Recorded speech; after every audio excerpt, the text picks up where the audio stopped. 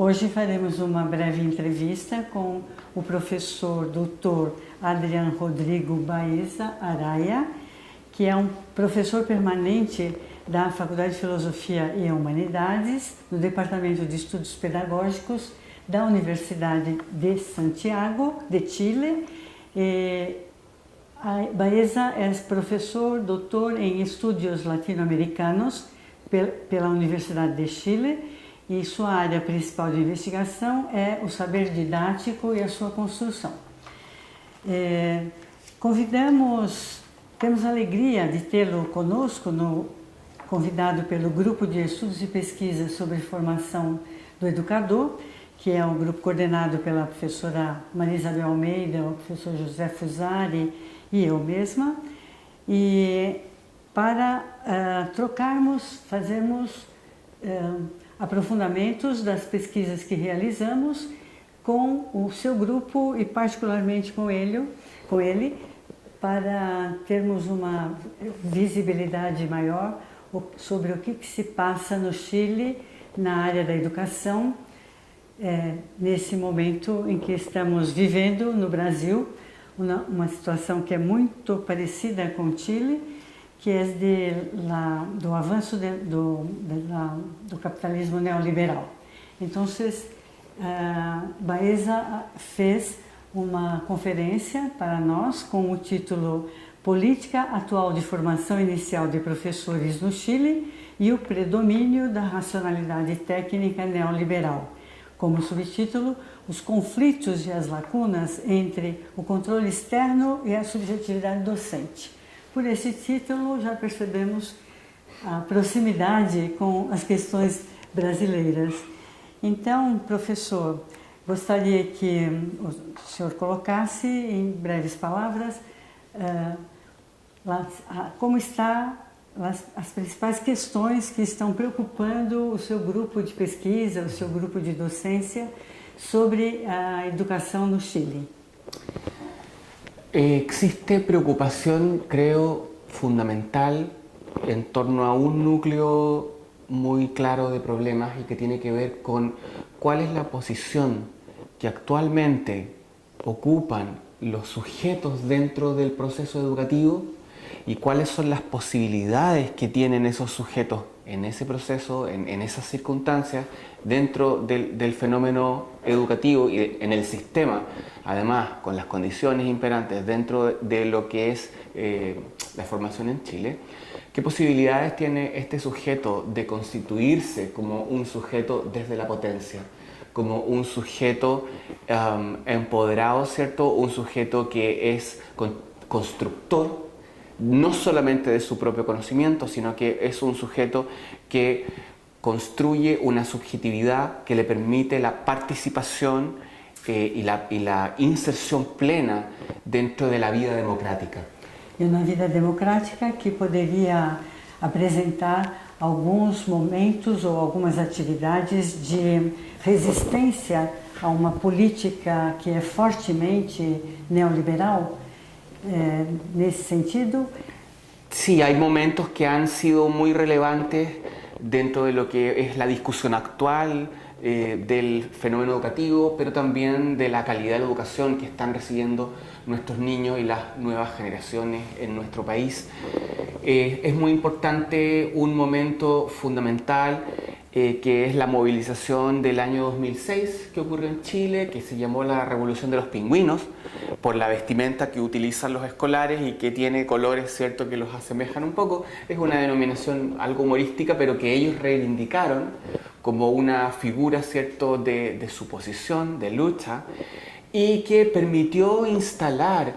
dentro de la discusión política, educativa de ese momento, una serie de demandas y de problemas que eran fundamentales y que se venían arrastrando desde muchos años atrás, cuando el gobierno militar instala las bases del sistema educativo y de la vida social en su conjunto en Chile, y que tienen que ver fundamentalmente con la constitución política del país,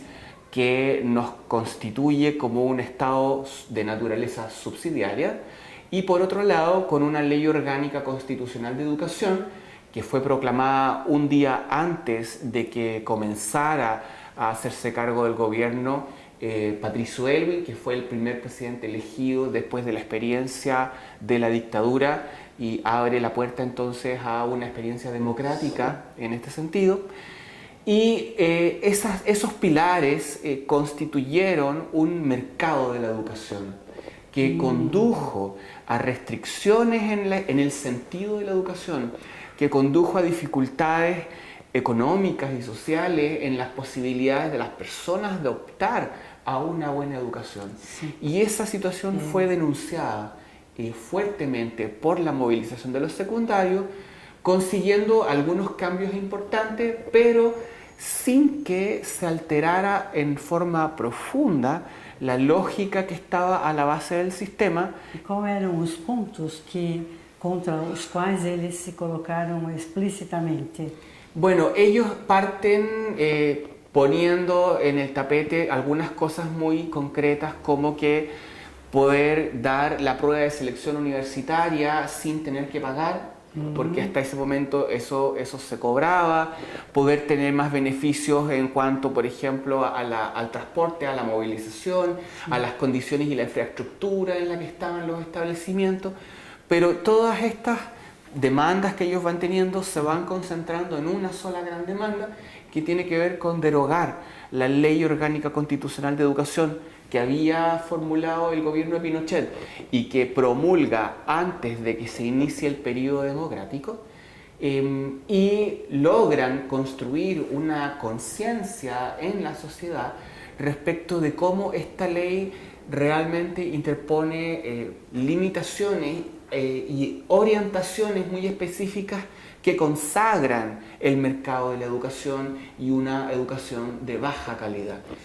Como resultado de eso se logró la derogación de esa ley y el surgimiento de una serie de leyes ciertos subsecuentes que se fueron concretando con el tiempo y que han permitido una apertura, si bien no un cambio radical y sustantivo. Está bien. E poderemos dizer que esses estudantes eles eram da secundária pública. Sim. E, portanto, eles são de setor da sociedade mais desfavorecido, são alunos mais pobres que precisam de uma educação de qualidade em instituições públicas e que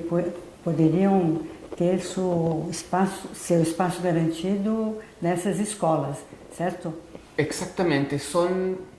sujetos que provienen de una educación pública. Los líderes del movimiento pertenecían todos a establecimientos públicos de alto rendimiento, sí. Que son llamados en Chile colegios emblemáticos, sí. Y la gran masa que los seguía, agrupados fundamentalmente en dos federaciones que eran la CONES y la ACES, prestaron el cuerpo central de demandantes, de voz social, de fuerza social a las demandas que se fueron articulando y que estos líderes condujeron más en la interacción con el mundo político. Pero la reivindicación de ellos por su propia biografía, por su pertenencia, es la educación pública. Sim, e neste movimento tiveram também apoio das suas comunidades, dos seus familiares, dos seus pais e da universidade. Sí, pero el apoyo de los universitarios en general fue menor.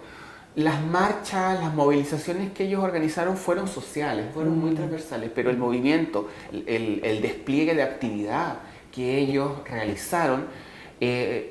estuvo muy en manos de ellos, fueron muy protagónicos en un momento también en que a Chile estaban llegando nuevas formas de comunicación, teníamos los teléfonos como un dispositivo innovador,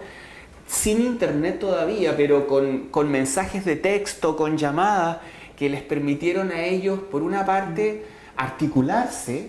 pero por otra parte también les permitieron empezar a responder y a organizarse sobre la marcha para poder, ¿cierto?, ir acomodándose y ajustar las condiciones del movimiento según iba cambiando el escenario de la negociación política y de las actividades que ellos iban realizando. Esa misma forma de comunicarse de alguna manera los aparta también de otros apoyos del mundo adulto y les da una cierta autonomía. É muito interessante você nos trazer essa experiência muito parecida, muito similar com a que tivemos aqui no Brasil recentemente, fortemente aqui no estado de São Paulo, no estado do Paraná, mas também em outros estados brasileiros, em que os estudantes fizeram um movimento também com auxílio das redes sociais, porque o governo queria fechar muitas escolas públicas, e o argumento desse governo é que as escolas, o sistema de escolas é muito de um alto custo e que não havia alunos em quantidade suficiente para preencher essas escolas. Então ele queria fechar as escolas. Esse argumento não é verídico, porque temos estudantes sim para todas as escolas. E teve um resultado interessante politicamente falando, e olhando essa manifestação no contexto maior da política neoliberal, e como você já disse, que tem como foco principal a prestação de serviços, entender a educação como uma prestação de serviços e não como um direito. E, portanto, ela está fortemente interessada na dimensão mercadológica da educação. Poderemos dizer assim? En Chile también. Bueno, estas movilizaciones lo que permitieron fue discutir esa visión, la visión de que la educación es un bien de consumo, que el rol del profesor es prestar un servicio educativo, que determinadas prácticas transportan calidad al sistema o a la acción del docente, y ellos instalaron, y no solamente ellos, también la movilización que vino después, que fue la del 2011, que existe una continuidad profunda entre la experiencia social de vida y aquello que está ocurriendo dentro del sistema educativo. Hablaron, ¿cierto?, visibilizaron los problemas de la deuda, no solamente como un fenómeno educativo, sino como un problema de las familias. Dieron a entender el valor que tiene la palabra de ellos dentro del contexto social, no solamente como estudiantes que deben aprender ciertos conocimientos, han sido muy conscientes, ¿cierto?, de que son capaces de generar un aporte, de que entregaron visiones que en la sociedad y particularmente dentro de la élite política no estaban visibilizándose, no estaban discutiéndose. Y eso les da a ellos un rol de haber sido sujetos de la apertura en Chile. Ellos condujeron un quiebre en el sentido común sobre la situación social, sobre la educación, sobre los estudiantes, sobre las orientaciones que debe seguir el sistema educativo. Porém, poderíamos dizer que essa abertura, que foi importante, que ocorreu, ela foi bastante relativa, porque você fez uma referência de que depois de Pinochet tiveram eleições, mas a linha política do que veio nessa democracia foi de manutenção das estruturas de Pinochet, inclusive na educação, porque ficou mantida uma legislação autoritária do governo militar, e também, inclusive, porque Pinochet não saiu do cenário e assumiu um posto de chefe, comandante em chefe do exército no Chile. Então, essa democracia foi importante, e agora vocês estão trabalhando para ampliar que essa democracia seja mais verdadeiramente pública, poderíamos dizer assim? Claro, yo creo que una forma de entender muy concretamente las dificultades existentes en Chile para transitar a una forma de vida más democrática, con más derechos, ¿cierto?, es comprender que la Constitución de Pinochet sigue vigente. Y es una constitución, ¿cierto?, que amarra una serie de condiciones, como por ejemplo el rol del Estado, como por ejemplo la imposibilidad de llevar a la realidad la aspiración de una asamblea constituyente que nos permita dotarnos soberanamente de una carta fundamental en el país que realmente recoja las aspiraciones de los distintos sectores de la sociedad, porque en la Constitución lo que se zanja es una visión unitaria, no solo de la estructura política del Estado, sino que de la nación como si fuese una entidad homogénea, cuando Chile hoy se reconoce a sí mismo como una sociedad pluricultural, plurinacional y plurilingüística. Por lo tanto, es muy difícil seguir avanzando en las conquistas de derechos mientras tengamos estos enclaves autoritarios constituidos por estas leyes orgánicas que son tan difíciles de erradicar. Pero es muy positivo